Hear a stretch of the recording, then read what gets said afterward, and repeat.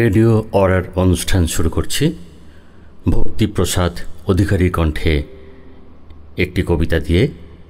কবিতা অঙ্গীকারের বন্ধু, রচনা পিয়া ঘোষ।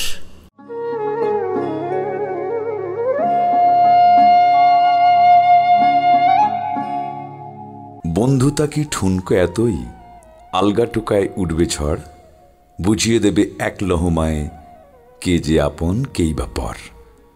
আপন পরের দ্বন্দ্ব দ্বিধায় মনের আড়াল অন্তরায়, অঙ্গীকারের আঙুল রাখো জীবন ভোরের সখ্যতায়। টুকরো মেঘের আলপনাতে বৃষ্টিসুতো খুব রঙিন, মিষ্টি ভারী একটা দিনের বন্ধু কথা শুরুর দিন। আধেক আকাশ মেঘের আড়াল, আধেক আমার মন মাঝি, বন্ধু তোমার সোহাগ নায়ে ভেসে যেতেও মন রাজি। বন্ধু হবার আশায় যখন সাজাই তোমায় বন্ধু সাজে, আদর করে হেলায় ভরে আড়াল করি হৃদয় মাঝে। বন্ধু যদি বন্ধু থাকে কেমন করে হয় সে পর, মন ছুঁয়ে তাই যেও না চলে, দাঁড়াও তুমি বন্ধুবর। বন্ধু তখন সামনে এসে হঠাৎ বলে একটু থামি, তুমি আমার আপন কথা, তুমি আমার, তোমার আমি।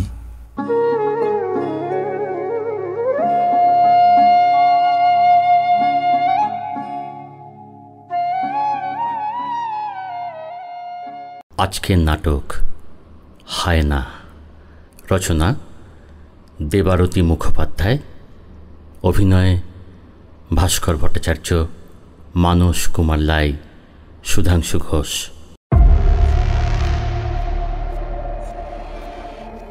সময়টা 20-র দশক। হেক্টর পাঞ্জাব রেজিমেন্টের একেবারে সীমান্তে ভারপ্রাপ্ত ছিলেন। সুদর্শন ব্রিটিশ তরুণ। এর মধ্যেই যুদ্ধক্ষেত্রে তিনি একাধিকবার দক্ষতার পরিচয় দিয়েছেন। তাছাড়া আর্মির বিভিন্ন খেলায় বা স্পোর্টস ইভেন্টে তিনি প্রায় একেবারে অপ্রতিরোধ্য। কিন্তু দুর্ভাগ্যবশত তাকে সবাই এড়িয়ে চলে। তার কারণ হেক্টরের অতি উগ্র বদমেজাজ। হেক্টর যে শুধুমাত্র বদরাগী তাই নয়, তিনি অত্যন্ত হিংসা পরায়ণও ছিল। প্রতি বছর আর্মি টুর্নামেন্টের সমস্ত ইভেন্টের সোনা মেডেলটি তিনি পকেটস্থ করেন। দৈবাৎ কোনোটা মিস হয়ে গেলে প্রতিপক্ষকে মারধর করতেও পিছপা হন না। গোটা শহরে তার কোনো বন্ধু নেই, বন্ধুত্ব করার ইচ্ছাও হেক্টরের নেই। এহেন হেক্টর যখন একদিন কাজের ফাঁকে নিজে যেচে এসে ডেনিসকে হ্যালো বললেন, নির্বিরোধী সদালাপি সদ্যযুবা আর্মি অফিসার ডেনিস বেশ অবাকই হয়ে গেলেন। হ্যালো ডেনিস, এই উইকেন্ডে কি করছো? সেরকম কিছু নয়। Very good. ডেনিস, আমি এই ফ্রাইডে উত্তরের পাহাড়ে হন্টিংয়ে যাচ্ছি। Why don't you join me?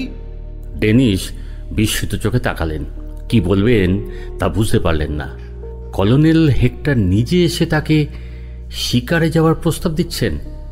হঠাৎ তাঁর প্রতি এই পদান্যতার কারণ কি? আরে কি হলো? আরে এত ভয় পাওয়ার কি আছে? আমি কি হিমালয়ান লেপার্ড নাকি? শুনেছিলাম তোমার বন্দুকের টিপ নাকি দারুণ। আগের মাসে কুমায়ুন রেঞ্জের পিথরগড়ে গিয়ে অনেকগুলো হাঁস নাকি পরপর তুমি শ্যুট করেছিলে। হ্যাঁ, তা করেছিলাম, কিন্তু সে তো বন্ধুদের সঙ্গে গিয়ে। আপনি তো আমার থেকে সিনিয়র, মানে আপনার সঙ্গে। So what Dennis, so what? ডিউটির সময়টুকু ছাড়া we all are friends here. আমি কাছেই থাকি, বিশপ লেনন রোডের পেছনে আমার বাংলো।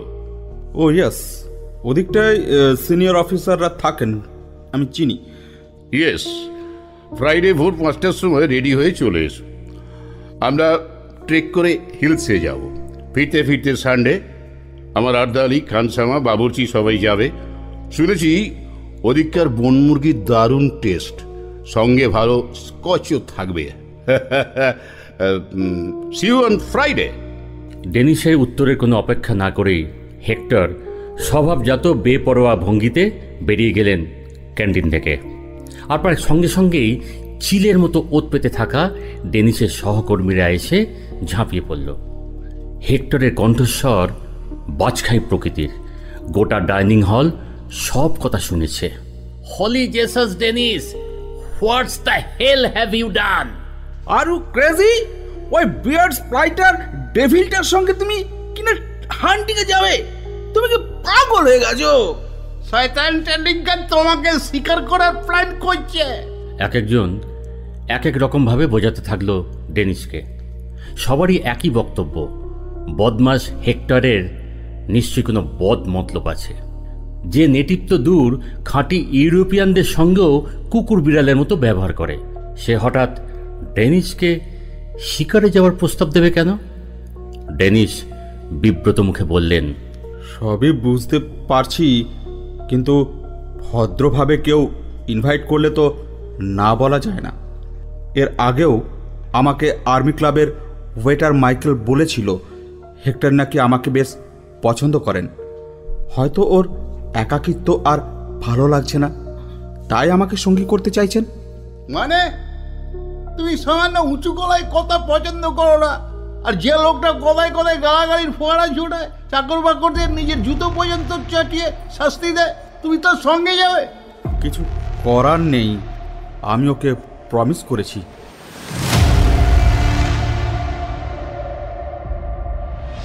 বাড়ি এসে ডেনিস বেশ মনমরা হয়ে রইলেন। তার বয়স মাত্র 21 বছর। বছর দেড়েক হলো সুদূর ইংল্যান্ড থেকে এসেছেন ইন্ডিয়ায়। ট্রেনিং শেষে তার পোস্টিং হয়েছে হিমালয়ের পাদদেশে এই ছোট্ট পাহাড়ি শহরে। ব্রিটিশ ইন্ডিয়ান আর্মিতে তিনি এখনও বলার মতো কিছু করে দেখাতে পারেননি ঠিকই, কিন্তু ভালো ব্যবহারের জন্য এখানে সবাই তাকে ভালোবাসেন। বদমেজাজি হেক্টরের সঙ্গে হান্টিংয়ে গিয়ে উটকো কোনো বিপত্তি হবে না তো?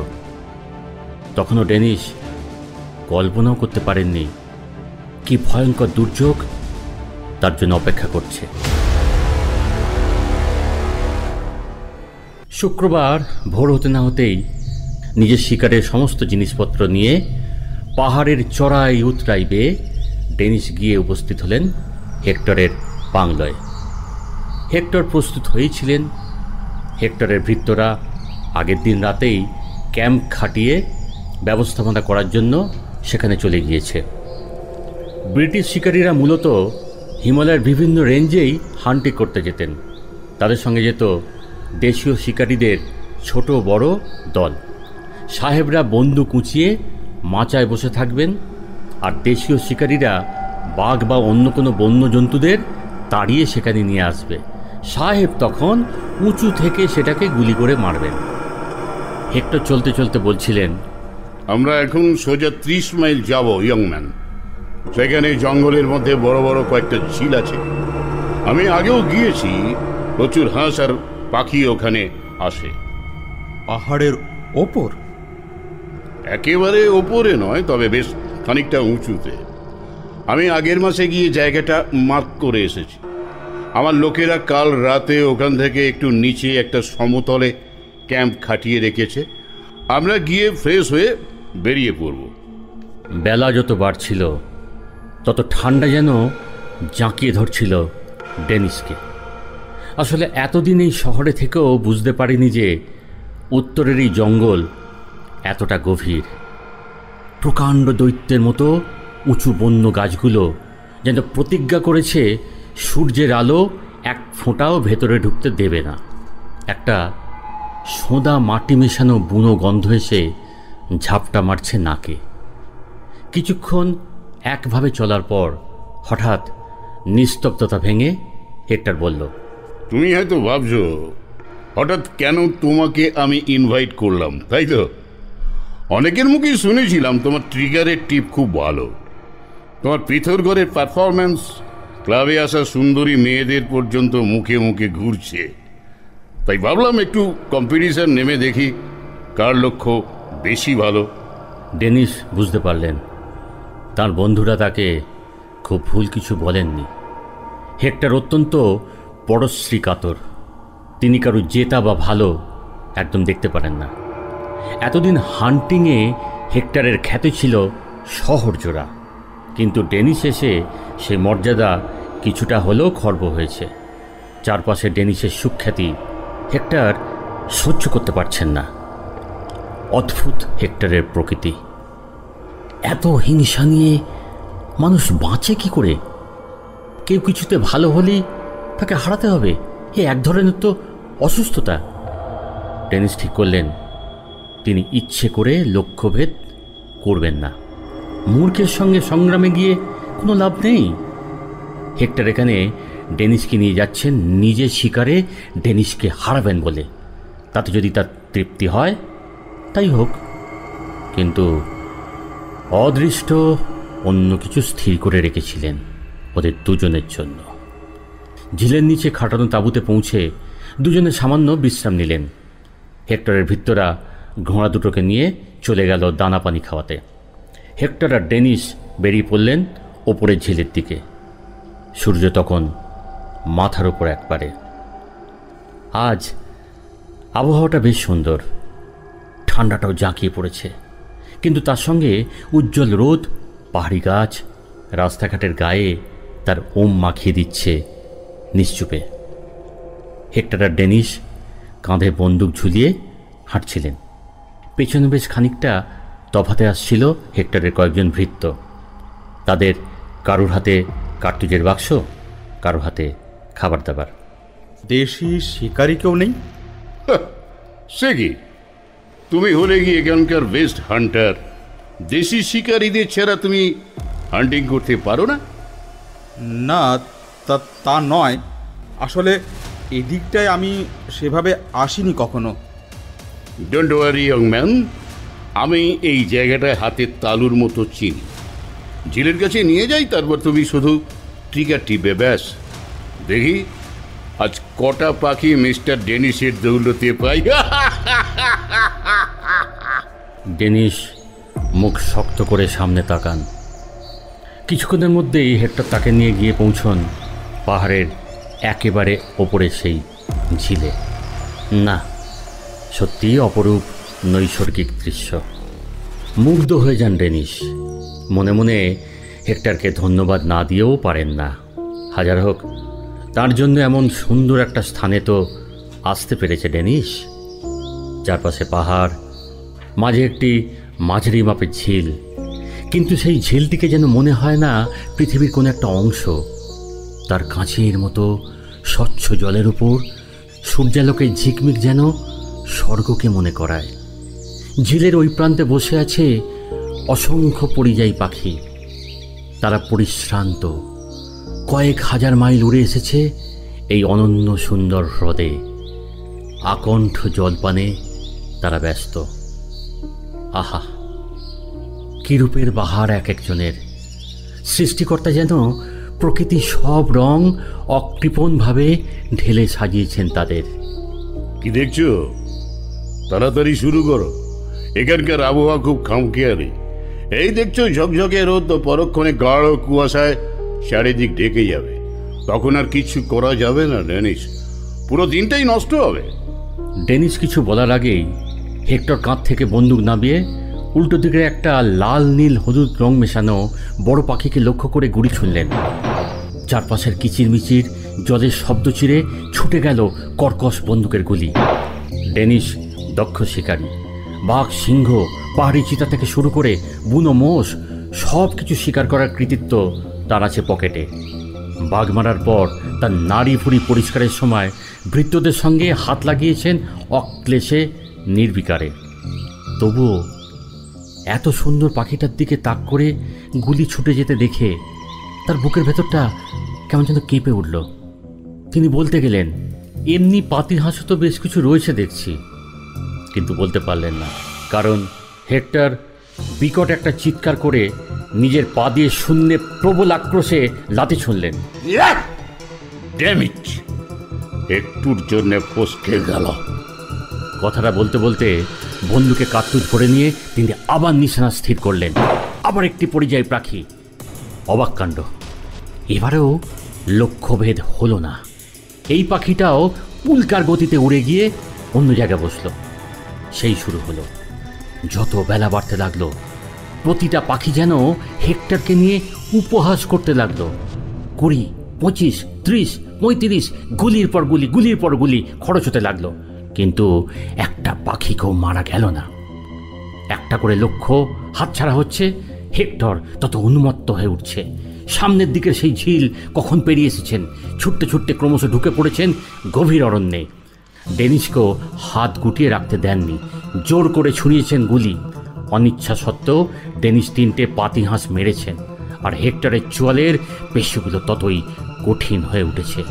নিজের ঝুলি যেখানে শূন্য, সেখানে ডেনিসের শিকার। হেক্টর কিছুতেই মেনে নিতে পারছিলেন না। রাগে, উদ্বেগে, উত্তেজনায় ডেনিসের মুখ লাল হয়ে উঠছিল।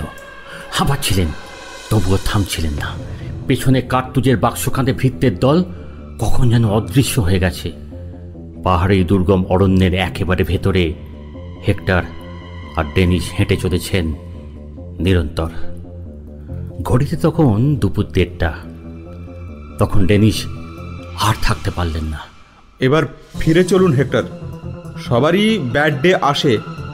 আজ হয়তো তেমনই একটা দিন। লাঞ্চের দেরি হয়ে যাচ্ছে, কাল সকালে আবার হবেক্ষণ। আছি তো এখনো 2 দিন। হেক্টর যেন শুনতেই পেলেন না। দূরের একটা পাখিকে লক্ষ্য করে আবার গুলি ছুড়লেন তিনি। পাখিটা যেখানে বসেছিল সেখান থেকে গুলির আওয়াজে 1 সেকেন্ডে উড়ে গেলে অন্য কোন অবস্থানে যেতে পারে সেই আন্দাজ করেই হেক্টর গুলি ছুঁড়েছিল। একটা কিছু ঝুপ করে পড়ে যাওয়ার আওয়াজ পেতেই জঙ্গলের শুকনো ঘাস পাতা পেরিয়ে হেক্টর পাগলের মতো ছুটতে লাগলেন। ডেনিসও দ্রুত পায়ে অনুসরণ করলেন হেক্টরকে। শীতকাল, বেলা এমনিতেই ছোট, ক্রমশ পড়ে আসছে। রোদের তেজ ক্রমশ দ্রুত। হেক্টর আর ডেনিস সামনের দিকে এগিয়ে গিয়ে একেবারে তাজ্জব বনে গেলেন। পাখিটাকে কোলে জড়িয়ে পরম মমতায় আগলে রেখেছে একটা লোক। এই ঠান্ডাতেও লোকটার ঊর্ধ্বাঙ্গ অনাবৃত, নিম্নাঙ্গে শুধুমাত্র একটা কৌপিন জড়ানো, গোটা গায়ে ধূসর কিছু মাখানো, সম্ভবত ছাই। লোকটার বুকের কাছে শক্ত হয়ে বসে রয়েছে সেই পাখিটা। ভীত সন্ত্রস্ত চোখে সে একবার তাকাচ্ছে মৃত্যুদূতদের দিকে, পরক্ষণে আবার নিজের ঠোঁট দিয়ে আঁকড়ে ধরছে জীবনদাতাকে। লোকটা একজন ভারতীয় যোগী। হেক্টর অবজ্ঞার ভঙ্গিতে ঠোঁটটাকে উল্টালেন। ডার্টি নিগার, তুমি ওকে ধরলে কেন? আমাদের একটা গুলি নষ্ট হলো। কি দেখছো ওরকম করে? সামনে থেকে রাগের বশে মাটিতে পড়ে থাকা একটা পাথরের নুড়ি তুলে হেক্টর ছুঁড়ে মারলেন সামনের দিকে। লোকটা সামান্য মাথাটা সরিয়ে নুড়ির আঘাত থেকে নিজেকে বাঁচালো। তারপর হেক্টরের দিকে একভাবে চোখ রেখেই পাখিটাকে উড়িয়ে দিল আকাশে। হেক্টর পাখিটার উড়ে যাওয়ার তীব্র আক্রোশে আরও একটা নুড়ি তুলে সজোরে ছুটতে গেলেন, কিন্তু তার আগেই লোকটা পিছনের লম্বা লম্বা মানুষ সমান বুনো ঘাসের মধ্যে অদৃশ্য হয়ে গেল। হেক্টর ডেনিসের দিকে তাকিয়ে বললেন, মুখখানা দেখেছ? লোকটা নির্ঘাত আগের জন্মে পাড়িয়া কুত্তা ছিল। না, কুত্তা নয়, বুনো শেয়াল ছিল নিশ্চয়ই। এবার ফেরত চলো, বেলা ছোট হয়ে আসছে। এতটা ভেতরে এসেছি, তোমার সাগরেদদেরও তো কোনো পাত্তা নেই। রাস্তা হারালে মুশকিল পড়ব। হেক্টর এবারেও ডেনিসের কথায় কর্ণপাত করলেন না। বন্দুক তাক করে ফেরে এগিয়ে গেলেন দূরের অন্য একটা পাখির দিকে। আমি টেন্টে যাচ্ছি হেক্টর, তুমি হয়ে গেলে এসো। ঠিক এই সময় ডেনিস একটা গুলির আওয়াজ শুনতে পেলেন, আর সঙ্গে সঙ্গে ভারী কিছু পড়ে যাওয়ার শব্দ। পেছন ফিরে ছুটে এসে দেখলেন হেক্টর বন্দুক উঁচিয়ে উল্লসিত চোখে বলছেন, ইয়েস, এটা শিওর হিট করেছে। And this is a giant bird. Dennis, আওয়াজ শুনেছ? My name is Matthew Hector. ছুটকো পাতি হাঁস মেরে আমি হাত গন্ধ করি না। চলো শীঘ্রই। ছুটতে ছুটতে দুজনে যখন ওই স্থানে পৌঁছলেন, দুপুর তখন 3টে। পৌঁছানো মাত্রই দুজনে একেবারে আতঙ্কে কেঁপে উঠলেন। এ কি? হেক্টর হতভম্ব চোখে তাকিয়েছিলেন। তার এবারে গুলি সত্যি নষ্ট হয়নি। তা একটি জীব দেহে প্রবিষ্ট হয়েছে ঠিকই, তবে তা পাখির দেহ নয়। এর আগে যে দেশীয় যোগীটি তাদের গুলি থেকে একটা পাখিকে বাঁচিয়েছিল, সেই যোগী লোকটির বুকেই বন্দুক থেকে বেরিয়ে শটাং এসে ঢুকেছে হেক্টরের গুলি। বুকের সেই জায়গাটা একটা কালো গর্ত তৈরি হয়েছে, সেখান থেকে বেরিয়ে আসছে একেবারে তাজা রক্ত। অদ্ভুত, কুচকুচে কালো নেটিভ হলেও রক্তের রং একেবারে আমাদের মতোই টকটকে লাল। ডেনিস উৎভ্রান্তের মতো উবু হয়ে বসে পড়লেন।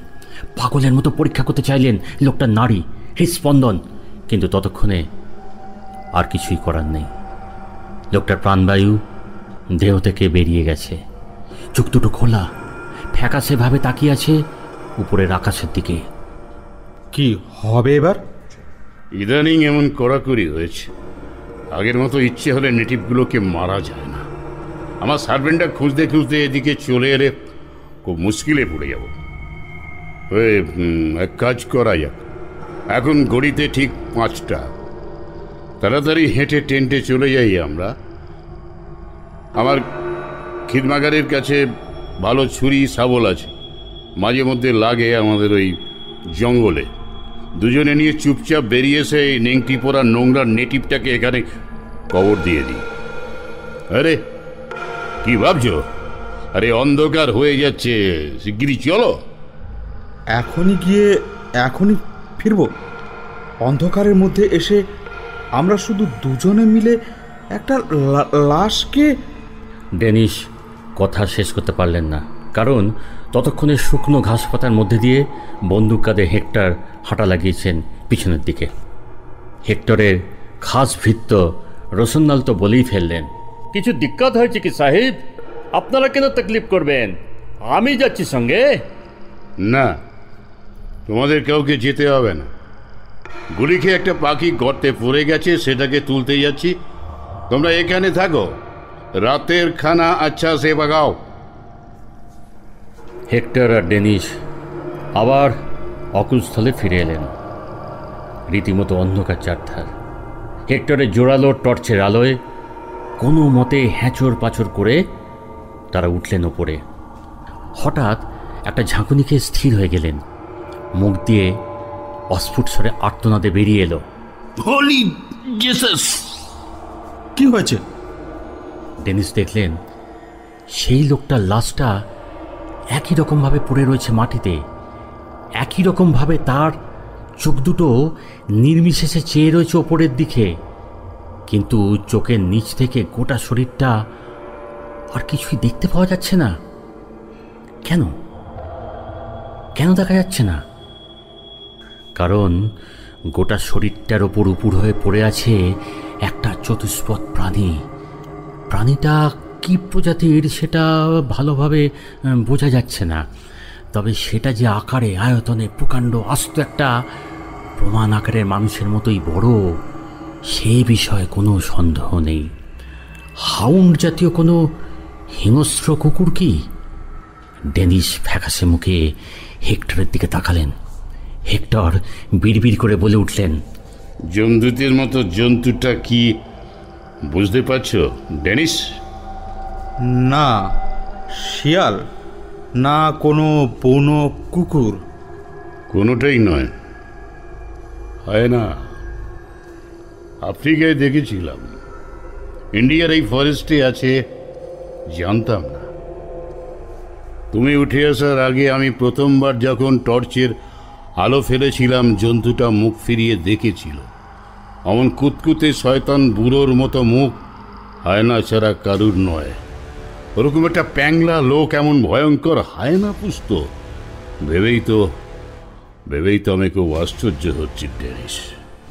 কিন্তু জন্তুটা ওইভাবে পড়ে থাকলে আমরা লাশটাকে মাটিতে পুঁতব কি করে? হেক্টর উত্তর দিলেন না। বন্দুকের পরপর দুটো গুলি বিদ্যুৎ বেগে ছুটে গেল লাশের ওপর উপর হয়ে থাকা ওই হায়নাটার মাথা লক্ষ্য করে। অদ্ভুত ব্যাপার, ডেনিস দেখতে পেলেন লোকটার বুকের রক্ত এখন কালচেও শুকিয়ে গেছে, কিন্তু হায়নার মুখ থেকে বেরিয়ে আসা রক্ত তার মুখটাকে ভর্তি করে দিয়েছে। লোকটার মুখটা এখন দেখাচ্ছে গল্পের বইতে পড়া ব্রাম স্টোকারের রক্তচোষা ড্রাকুলার মতো। ডেনিসের গাটা গলিয়ে উঠল এই বিভৎস দৃশ্য দেখে। তারপরে 1 ঘন্টা কেটে গেল শাবল দিয়ে একটা লম্বা চওড়া গর্ত করতে। প্রমাণ আকারের একটা গর্ত করল। হেক্টর লাফিয়ে ভেতরে নেমে দেখে বললেন, না, হিন্দু ফকির হলে কি হবে, একেবারে আমাদের আদলে কবর দিচ্ছি। বেচারা এত পুণ্যের কথা কোনোদিন কল্পনা করতে পেরেছিল?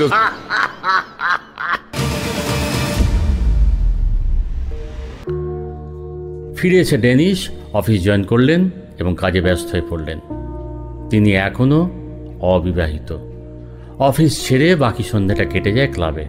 তারপর ডিনার সেরে কিছুক্ষণ নিজের ছোট্ট বাংলোয়। ঘড়ির কাঁটা 10টা ছুলে তিনি শুয়ে পড়েন। খবরটা প্রথম দিল স্টোর অ্যান্ড পারচেস ডিপার্টমেন্টের স্যামুয়েল। শুনেছ তোমার বন্ধুর কি হয়েছে? আমার বন্ধু? কার কথা বলছো? কার কথা আবার? যার সঙ্গে ওই আনন্দে ডগমগ হয়ে হান্টিংয়ে গিয়েছিলে, ওই বদরাগী ম্যাথু হেক্টর। আসার পর থেকে তো তার সঙ্গে আমার দেখাই হয়নি। কেন, কি হয়েছে তার? অনেক কিছু। হেক্টরের বাংলো সবচেয়ে কাছে হলো রবার্টের বাংলো। তা রবার্ট বউ ছেলে মেয়ে নিয়ে থাকেন। একবার রবার্টের ছেলে খেলতে খেলতে হেক্টরের জানলায় বল ছুঁড়ে মেরেছিল বলে রবার্টকে তখন যাচ্ছে তাই বলেছিল হেক্টর। আর সেই থেকে ওরা ওদিকে খুব একটা ঘেঁষে না। তা গত সপ্তাহে হলো কি সে এক কাণ্ড। কি কাণ্ড?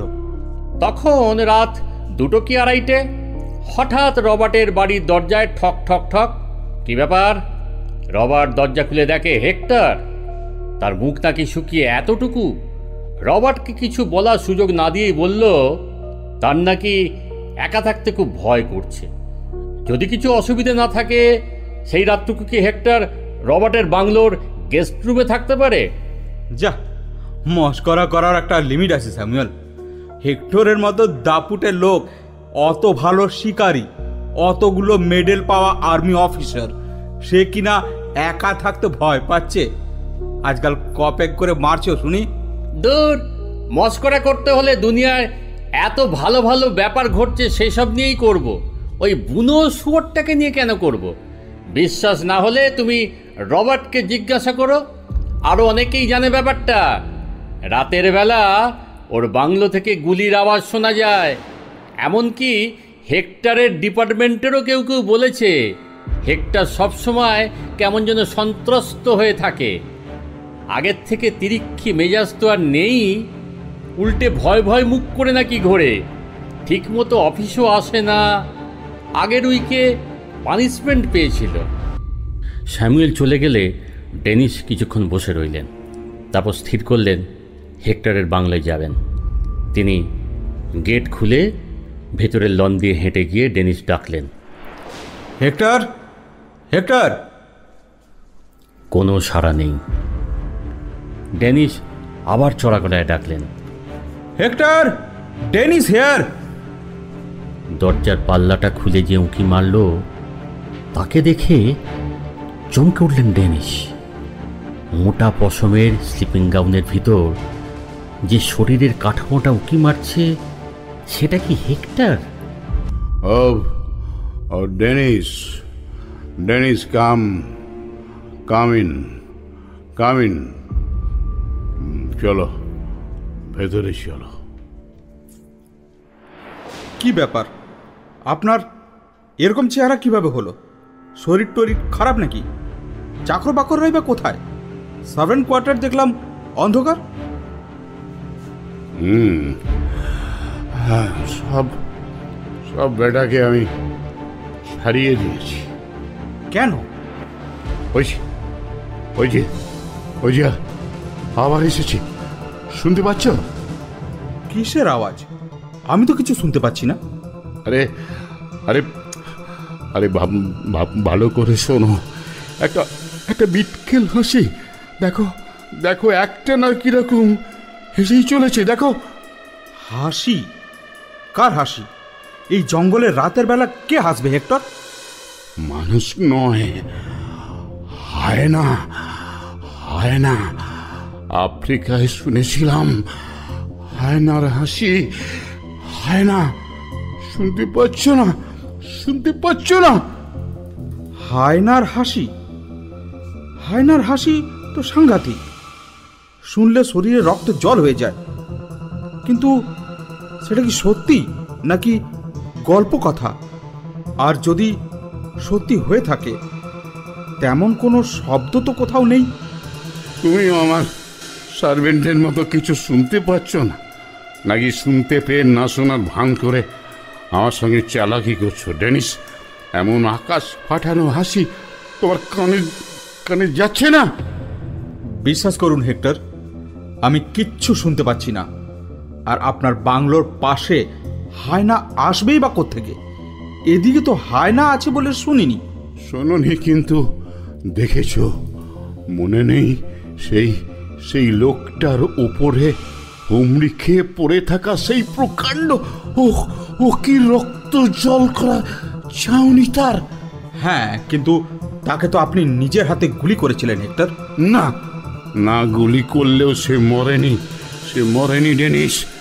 দিবারাত্র সে আমার বাংলোর আশেপাশে ঘুরে বেড়াচ্ছে। তার হাসিতে আমি সারাটা রাত ঘুমোতে পারি না। তুমি তুমি জানো, যখন তখন ওই জমদূতের মতন শয়তানটা আমার আমার বাগানে ঢুকে পড়ে তছনছ করে দিচ্ছে সমস্ত কিছু। রাত 2-3টের সময় ছাদের উপর দাপাদাপি করে। ওফ ওফ, আমি কতবার গুলি করেছি ডেনিস, না কিচ্ছু হয়নি। জন্তুটা ঠিক ঠিক ঠিক ফসকে গেছে ডেনিস। ডেনিস অবাক চোখে হেক্টরের রূপ দেখছিলেন। উত্তেজনায় ভয়ে হেক্টরের মুখটা লাল হয়ে গেছে, হাতে শিরা ওঠা শুকনো আঙুলগুলো কাঁপছে তিত্তির করে। এরই মধ্যে বাইরে প্রচণ্ড ঝড় উঠেছে, সঙ্গে বৃষ্টি। বৃষ্টির তোড়ে উঁচু উঁচু গাছগুলোও বেঁকে যাচ্ছে। কি আশ্চর্য, এতক্ষণ তো আকাশে তেমন মেঘ ছিল না। ডেনিস বললেন, কিন্তু না মরলেও হায়নাটা বেরোবে কি করে হেক্টর? তাকে তো আমরা ওই লোকটার সঙ্গেই মাটির তলায় চাপা দিয়ে এসেছি। গুলিতে না মরলেও দম আটকে তো সে মরে গেছেই। না না না না ডেনিস, বিশ্বাস করো, শয়তানটা মরেনি। ওই বিশাল আকারের হায়নাটা প্রতিদিন বিকট জোরে হাসে। আমি আমি আমাকে আমাকে আমাকে আমাকে বাঁচাও ডেনিস, আমাকে বাঁচাও ডেনিস, আমাকে বাঁচাও। আপনি কি করে নিশ্চিত হচ্ছেন এটা সেই হায়নাটাই? অত বড় এক মানুষ, উচ্চতার হায়না এই তল্লাটে কেন? গোটা দুনিয়ায় আর দুটো আছে কিনা সন্দেহ। ইন্ডিয়ার এই সব হিন্দু যোগীরা ম্যাজিক জানে। জানো ডেনিস, সেদিন জঙ্গলে ওই যে লোকটা, ওই হাফ নেকেড যোগীটা কিছু করছে না তো ডেনিস। ডেনিস যখন নিজের বাংলায় ফিরে এলেন, তখন ঘড়িতে সন্ধ্যে 7টা। তার কিচ্ছু ভাল লাগছিল না। ভারাক্রান্ত মনে তাড়াতাড়ি ডিনার সেরে বাইরের বারান্দায় বসলেন। আজ ঠান্ডাটা একটু কম আছে, অথচ একটু আগেই হেক্টরের বাংলোয় থাকার সময় কেমন যেন অপ্রত্যাশিতভাবেই ঝমঝমিয়ে ঝড় বৃষ্টি হয়ে গেল। হেক্টর যা বলেছেন তা কি সত্যি? কিন্তু সত্যি হওয়া যে কিছুতেই সম্ভব ছিল না।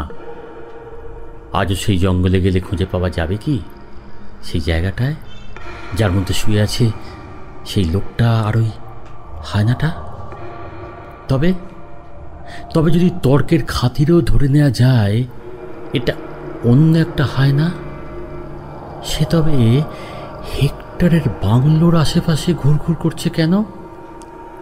নাকি পুরোটাই হেক্টরের মতিভ্রম? নিজের হাতে তিনি মেরেছিলেন ওই নিরীহ লোকটাকে, শেষ করেছিলেন ওই নির্দোষ জন্তুটাকে, সেই অপরাধ বোধ তার ব্যবহারে প্রকাশ পাচ্ছে না তো, যা সৃষ্টি করছে এই হ্যালুসিনেশনের? ডেনিস বেশিক্ষণ এক মনে ভাবার সময় পেলেন না। বারান্দা থেকে দেখতে পেলেন তার বাংলোর সামনে এসে দাঁড়িয়েছে একখানা ঘোড়ার গাড়ি। কে এলো? কে? ঘড়িতে তখন রাত 10টা। এত রাতে এই পাহাড়ি শহরে প্রচণ্ড দরকার না পড়লে তো কেউ বাইরে বেরোয় না। ভাবতে ভাবতেই ডেনিসের ভৃত্য শিবচরণ রবার্ট আর স্যামুয়েলকে নিয়ে ভেতরে ঢুকলেন। স্যামুয়েল বললেন, ডেনিস, রবার্ট খুব বিপদে পড়েছে। আমি বললাম আজ তুমি হেক্টরের বাড়ি গিয়েছিলে, তাইও তোমার সাথে দেখা করতে এলো। আপনি ওর বাংলা থেকে কখন বেরিয়েছিলেন? এই ধরুন 7টা নাগাদ। কেন? 8টা নাগাদ হেক্টরের খানসামা রোশনলাল এসে আমাকে খবর দিল হেক্টর বাড়ির দরজা খুলছে না। দাঁড়ান, হেক্টর তো বললেন ওর কোনো চাকর বাকর আর নেই। আমি নিজেও কাউকে দেখতে পাইনি। রোশনলাল এলো কোথা থেকে? আপনাকে হেক্টর পুরো ব্যাপারটা খুলে বলেননি। সব চাকর বাকর চলে গেলেও রোশনলাল প্রভু ভক্ত, সবচেয়ে পুরনো। হেক্টরের অনেক গঞ্জনা সে বহু বছর ধরে সহ্য করেছে। এবারও তাকে তাড়িয়ে দেওয়া সত্ত্বেও সে যায়নি। এই কদিন আমার এক চাকরের সঙ্গে আমার ব্যাঙ্গালোর সার্ভেন্টস কোয়ার্টারে থাকতো। যত যাই হয়ে যাক, রোজ রাতে সে একবার করে হেক্টরের বাংলায় যেত। হেক্টর দরজা খুলে তাকে গালমন্দ করতো, তবু সে প্রভুকে সশরীরে দেখে ফিরে আসতো। কিন্তু আজ সে বলল অনেক ডাকাডাকিতেও হেক্টর নাকি দরজা খোলেনি। তারপর শুনে আমি আমার 2জন খানসামাকে নিয়ে সেখানে গেলাম। গিয়ে সেই একই ব্যাপার, দরজা খুলছে না। রোশনলাল বাংলোর চারিদিকে ঘুরে ঘুরে জানলা দিয়ে ভেতরের অবস্থাটা দেখার চেষ্টা করছিল। হঠাৎ সে চেঁচিয়ে উঠে আমাদের ডাকলো। আমরা গিয়ে দেখি বাংলোর বাঁদিকের একটা জানলার কাঁচ পুরো ভাঙা, যেন কোনো জিনিস জোরে ছুঁড়ে ভেঙে ফেলে দেওয়া হয়েছে কাঁচটাকে। তারপর ওই জানলাটার পাশেই যে কয়েক ঘন্টা আগে আমি এবং হেক্টর বসে কথা বলছিলাম, কাঁচটা এমনভাবে ভেঙেছে যে একটা মানুষ অনায়াসে সেখান দিয়ে ঢুকে পড়তে পারে। আমরা কোনো মতে সেখানে গিয়ে ঢুকলাম। ঢুকে দেখি গোটা ঘরটা তছনছ করেছে কেউ। টেবিল ল্যাম্প ভেঙে গড়াগড়ি যাচ্ছে, দেয়ালের ছবি ভেঙে মাটিতে পড়ে আছে, আর ঘরের একবারে মধ্যিখানে হেক্টর পড়ে আছে। Hector is no more. ও ওই দেশীয় যোগীটা হায়নাটার কে ছিল? হায়নাটা কি ওর পোষা ছিল? তাই নিজের মৃত্যুর পরেও প্রভু হত্যার প্রতিশোধ নিয়ে গেল এইভাবে? না, ওকে আমরা আমাদের বাংলায় নিয়ে এসছি। গায়ে ধূম জ্বর, চোখ চেরি ফুলের মতো লাল। অনেক ওষুধ দেওয়া হয়েছে, টেম্পারেচার কমছে না, খালি বিড়বিড় করে কত কি বকছে। তার মধ্যে বেশ কয়েকবার তোমার নামটা শুনতে পেয়েছি আমরা। তাই স্যামুয়েলকে নিয়ে এলাম, যদি তুমি একবার চলো। ডেনিস পৌঁছানোর পর হেক্টর বেঁচে ছিলেন মাত্র 5 মিনিট। যেন ডেনিসের জন্যই অপেক্ষা করছিল তার ভীত সন্ত্রস্ত প্রাণবায়ু। ডেনিসকে দেখতে পেয়ে তিনি ইশারায় কাছে ডাকলেন। তারপর খুব আস্তে, প্রায় শুনতে না পাওয়ার মতো করে বললেন, Dennis, Dennis, the hyena came at last. আপনি sure? More than anything, dear, she has taken the revenge. Goodbye, Dennis. Goodbye. Goodbye? No no no, কিসের গুড-বাই? কিসের গুড-বাই হেক্টর? দূরে দাঁড়িয়ে রয়েছেন রবার্ট, স্যামুয়েল এবং কয়েকজন ভৃত্য।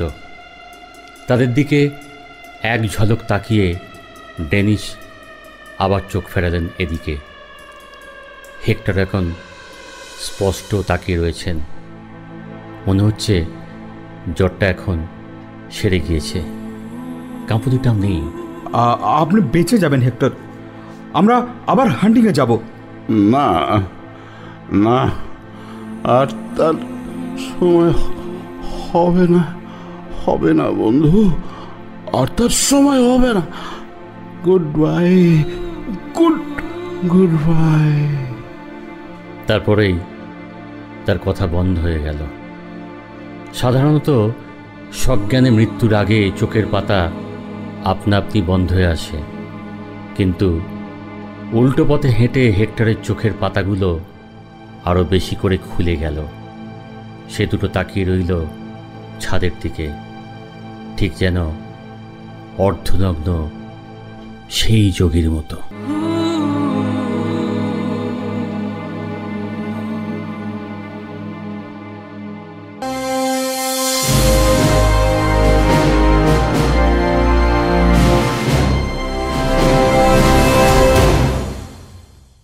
শুনতে থাকুন রেডিও অরার অনুষ্ঠান প্রতি শনিবার বিকেল ঠিক 5টায় আপনার প্রিয় রেডিও অরা ইউটিউব চ্যানেলে।